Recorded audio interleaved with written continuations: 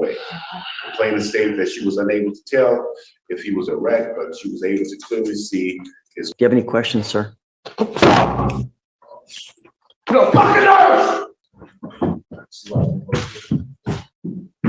All right, guys. Today's court hearing is absolutely nuts. We've got a so-called sovereign citizen in front of Judge Fleer charged with indecent exposure for touching himself in public while locking eyes on a woman. As you just saw, this guy completely snaps. And honestly, I feel bad for his lawyer. She looks miserable. You can see it in her face, like she's rethinking every single decision that led to her representing this guy. Imagine years of law school just to end up sitting next to that judge. Fleer's had enough. The courtroom's in chaos, and things go off the rails fast. Let's dive in, and let me know what you think about this case as we watch. Good morning, sir. What was the last name again? Lane, Brandon Lane, yeah.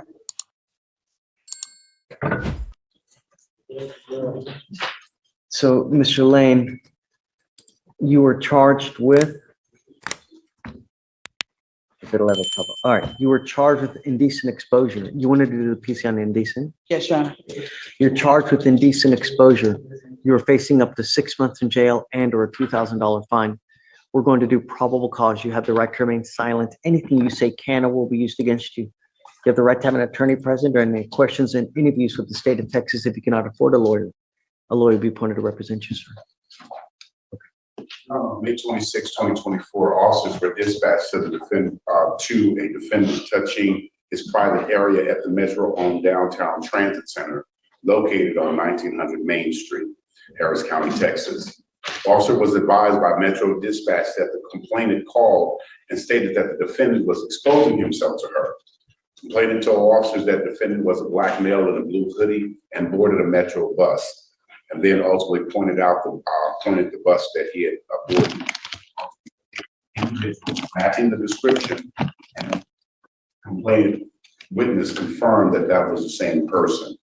Complainant stated that the defendant followed her from across the street, pulled out his penis, and started exposing it to her and looking at her. She further stated that the defendant began stroking his penis back and forth with his hands, looking at her without speaking, approximately 5 to 10 feet away. The complainant stated that she was unable to tell if he was erect, but she was able to clearly see his penis as he was stroking. Your Honor, after speaking with my client, the officers approached 2 males. I have to wait on body cam to see what the other male looked like, but my client's saying that wasn't him. He just. I mean, I don't know. I think that there's probable cause to go forward now. Mr. Lane.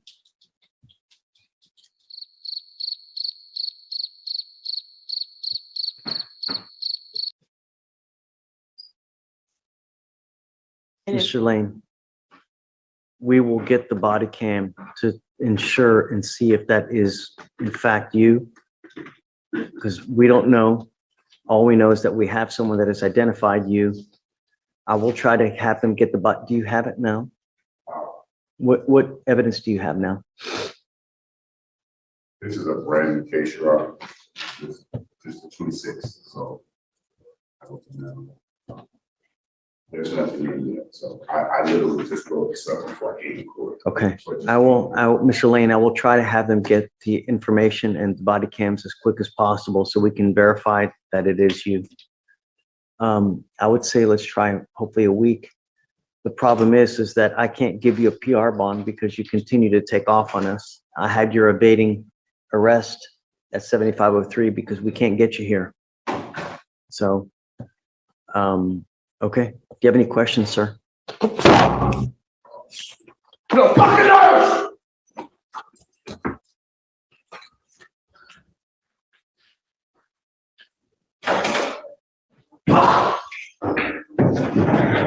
Hey, hit the button, please. Yes.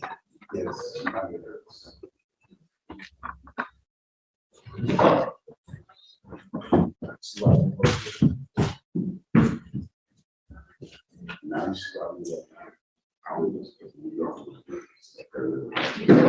I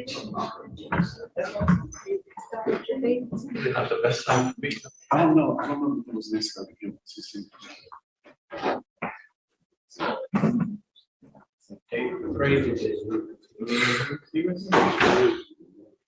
All right, same thing happened down there with me. That was, no, Hey, Ms. Hayes, can we have him evaluated, please? On his previous case, Your Honor, his first case in your court, he was already set for a mental health evaluation, but he absconded. He's homeless. He's, So, the look that he was giving us, that was, did you see me eyeing you to? yes, I moved over, yes. oh, you see where I came, you see? Oh, Yeah. He's pretty coherent when I'm speaking with him, but I've seen the episode I coming just, about. So he's gonna be in custody. Hopefully we can schedule the evaluation. I'll speak to the CLO and go from there. for sure. Thank you.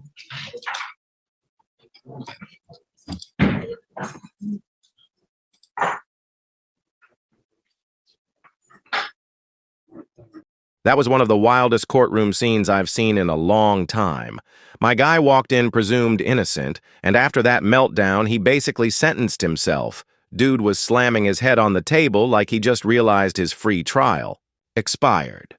Honestly, that's enough evidence to charge him with indecent exposure. Not of his body, but of his complete lack of self-control. And props to the attorney because she was backing away so smoothly you could tell she knew her client.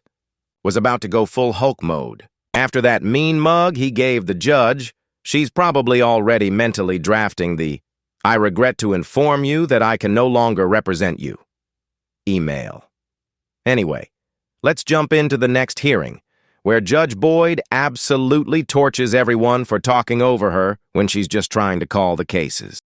If you are in the box, do not talk to your client while we're on the record. How do you know we're on the record? Because I call the style of the case. I keep saying that. And what I keep saying is, I don't understand when we're not on the record, everybody just sits there and don't talk to anybody. And the minute we get on the record, that's when everybody wants to have a conversation. I have patience in my pocket, but slowly but surely, that patience is going to wear out. Everyone who's on the trial docket, if you are on the trial docket, you need to have the court coordinator or the clerk pull your file so I can let you know when you can be back here for trial, because we're not going to do this thing where everybody is rushing up here at 12 o'clock when we're actually taking our lunch at 12, because the prosecutors need a break at 12. The staff needs a break at 12. The court reporter who's been taking down everything that everyone's been saying needs their break. The probation officer needs their break. And do not approach the coordinator or the clerk when we're on the record. Again, how do you know we're on the record? Because I call the style of the case. Now, I hope everybody understands. And now that I've said this, you know what's going to end up happening? I'm not going to hear any chatter, and we're not even on the record. The end. I've honestly never seen Judge Boyd go off like that, so it was definitely wild to watch. But I can't even blame her. Imagine trying to keep order in your courtroom while every single lawyer rushes up like it's Black Friday at Walmart. And you're just trying to make it to lunch on time. Judges have to keep control, and under Rule 3.5 of the American Bar Association's model rules, lawyers aren't even supposed to disrupt proceedings like that. So yeah, I get why she had to shut it down fast. But before we wrap this up, can we talk about that sovereign citizen dude who tried to turn his forehead into a gavel? Sir, that is not how you prove a legal argument. That's how you prove you need a padded cell. And just a reminder, in court, acting like that won't just get you a headache, it can get you charged with contempt, which means fines or even jail time. So as entertaining as it is to watch, I wouldn't recommend trying it unless you're really excited about spending the night in a holding cell. If you liked this video, hit that like button and subscribe for more wild court moments. Also, drop your thoughts in the comments. Was Judge Boyd justified here, or was she a little over the top?